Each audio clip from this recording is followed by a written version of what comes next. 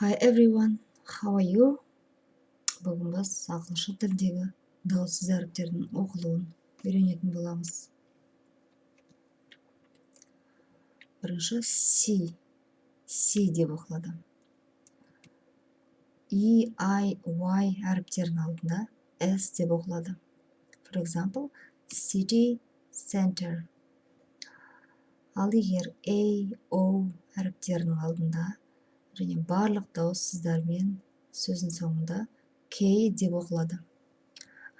Car, cook, come. Next, S әріпі.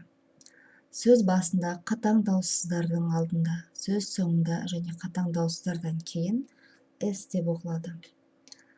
For example, stop, set.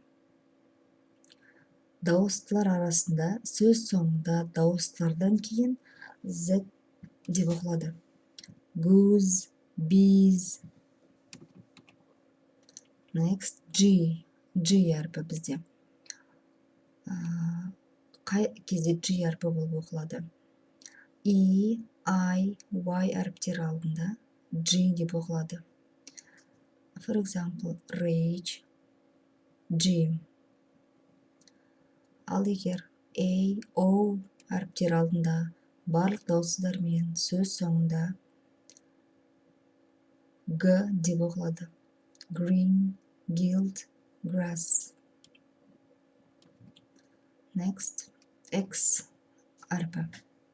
Дауыстардың алдында және сөздің соңында X деп оқылады.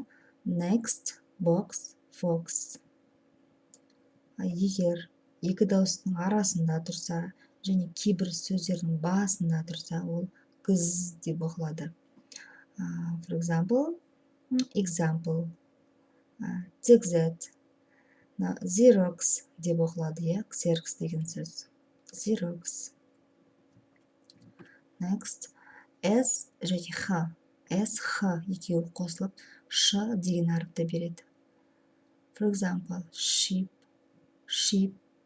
sharp, she. Next, CH екеуі Ч деген әріпті береді. Ч.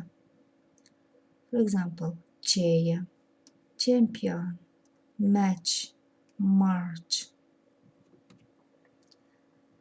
CK яғни екеуі қосылып К деп оқылады. Қысқа дауыстылардан кейін К деп оқылады. Bag, jacket, snack. Next, PH бізде F деген әріпті береді. For example, phone, elephant.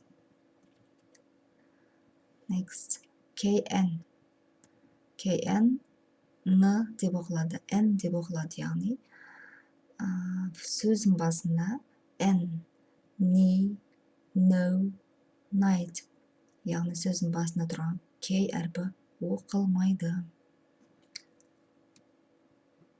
N деп оқылады. NG сөз басында деген дауысты береді. For example, bring, thing, reading. IGT үшеуі қосылып I деген дыбысты береді. I, night, light, fight. Келесі бізде әріп WH. Егер O әрпінің алдында Х деп оқылады. For example, who, hold. Егер сөз басында барлық дауысты дыбыстардың алдында тұрса, ол У деп оқылады. What, where, why, white. For example. Келесі бізде TH. TH-ді ережесі бар, яғни ол бірінші сөз соңында немесе кейбір сөздердің басында С деп оқылады. Think, thick, thin. Ал егер есімшелердің басында және дауысты дыбыстардың арасында келсе, з деген дыбысты береді. For example, this, that, the, as. Thank you for your attention. Егер сабақ ұнаған болса, комментарийға жазып қалдырсаңыздар болады.